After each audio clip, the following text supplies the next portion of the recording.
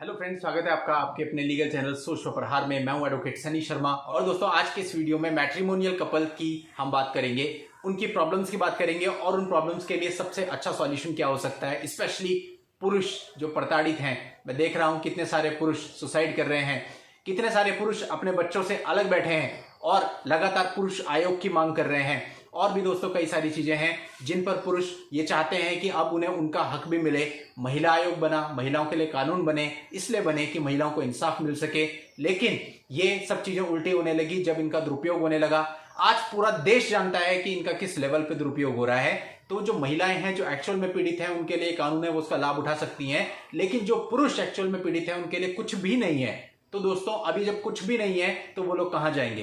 तो ऐसे में आप देख रहे हैं कि कई सारे मूवमेंट चल रहे हैं जिसमें जो है पुरुष आयोग की मांग की जा रही है कि पुरुष आयोग बने। अब दोस्तों, बात यह है कि जो पुरुष आयोग बनेगा, क्या उससे हमारी समस्याओं का समाधान हो सकता है या नहीं हो सकता, और वो अपने को कितना हेल्पफुल होगा, ये तो देखिए दोस्तों बनने के बाद ही पता चलेगा। फिलहाल लेकिन बहुत सारे पुरुष हैं जो इसमें ये चाहते हैं कि पुरुष आयोग बने। कमेंट्स भी आते हैं कि सर इसमें कुछ किया जाए कि पुरुष आयोग बन जाए।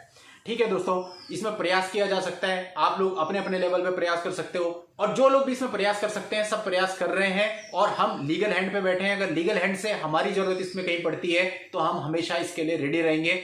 हम विदाउट एनी कॉस्ट आपको जो भी डॉक्यूमेंट चाहिए होगा हमारी फर्म से ऑल ओवर द इंडिया हम आपको बना करके देंगे। पुरुष आयोग के लिए यदि कहीं पे भी हमारी जरूरत पड़ेगी हम खड़े होंगे। खैर चलिए दोस्तों, ये तो एक अलग बात हो गई। अब हम दूसरी बात करते हैं कि जो पुरुष और महिलाएं होती हैं उनके बीच में इतने झगड़े हो रहे हैं। कुछ की अरेंज मैरिज है, कुछ की लव मैरिज है, और लव मैरिज में से लव पता नहीं कहां चला जाता है, और अरेंज मैरिज में कभी लव आता ही नहीं है।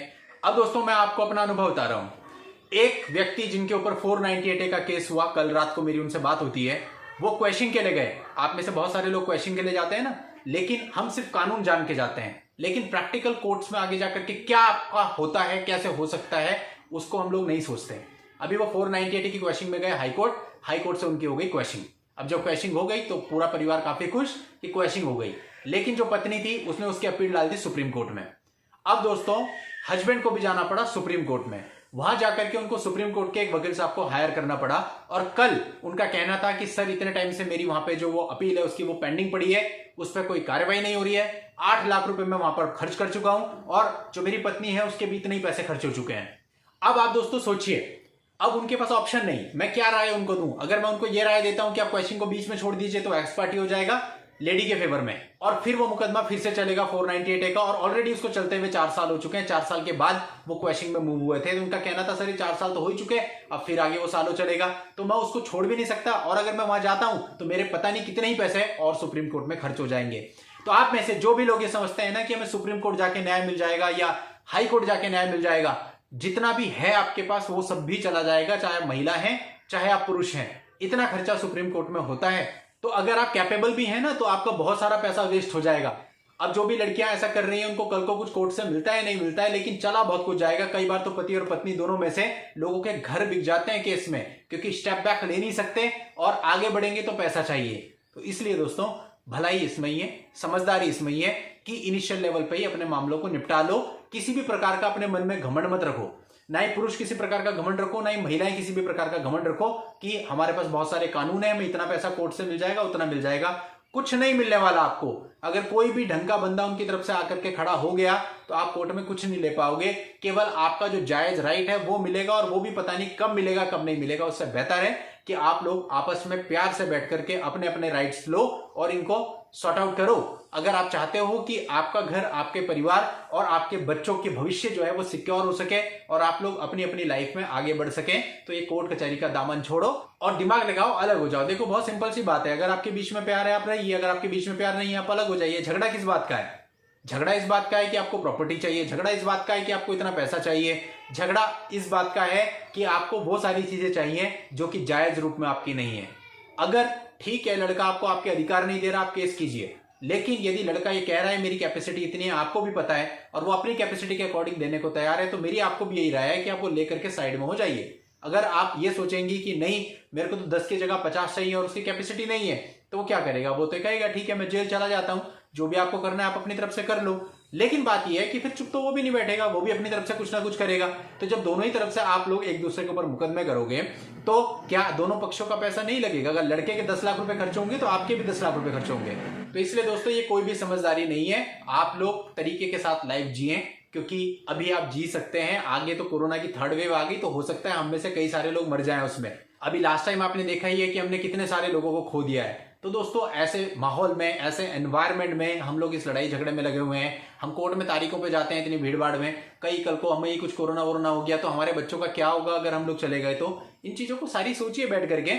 और आप सभी लोग मेरे हिसाब से इतने मैच्योर हैं कि आप लोग अपनी भलाई और अपनी बुराई सोच सकते हैं, समझ सकते हैं। अब दोस्तों अभी कुछ समय पहले मेरे को एक कमेंट आया एक लड़की का कि भाई ऐसा है, आप ये 376 पे मामले में जो भी वीडियो बनाते हो कि शादी का झांसा देके दुराचार किया, ये सब आप लड़के के फेवर में क्यों बनाते हो, लड़की के फेवर में क्यों नहीं बनाते? कहीं ऐसा भी तो हो सकता है कि लड़के ने सच में शादी का झांसा दिया और शादी ना की और फिजिकल कर लिया हो।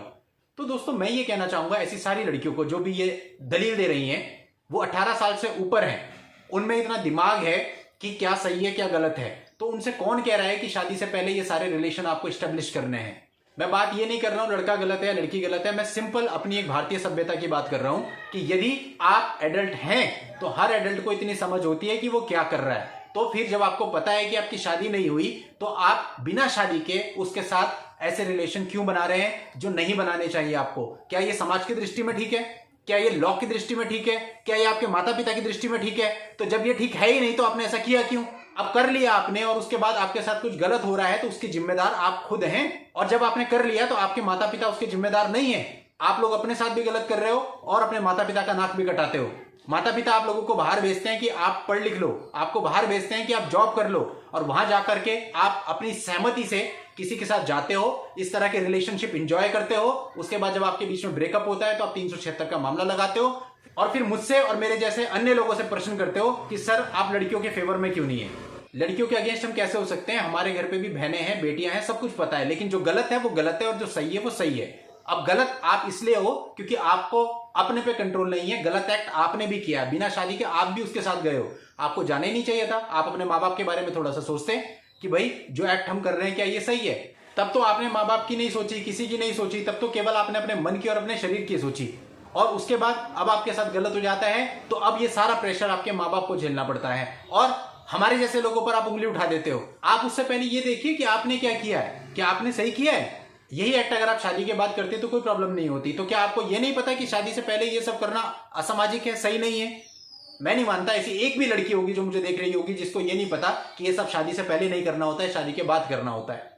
तो दोस्तों ऐसे ही मैट्रिमोनियल विवाद भी हैं, ऐसे ही 376 के विवाद भी हैं जहां आप खुद गलती करते हैं लेकिन अपनी गलती को मानने को तैयार नहीं होते, अपने पार्टनर पर उंगली उठाते हो या किसी थर्ड पर्सन पे जो आपको समझा रहा होता है उस पर उंगलियां उठाने लगते हो, उसे भला बुरा बोलने लगते हो। इससे कुछ नहीं होगा। आप अपने दामन में झांकिए, आप खुद को ठीक करिए। यदि आप खुद को ठीक कर लेंगे ना तो कभी भी आपके साथ कुछ गलत नहीं हो सकता, हमेशा सही होगा। माँ बाप का कहना मानिए, माँ बाप जो कुछ भी कहते हैं वो आपकी भलाई के लिए कहते हैं।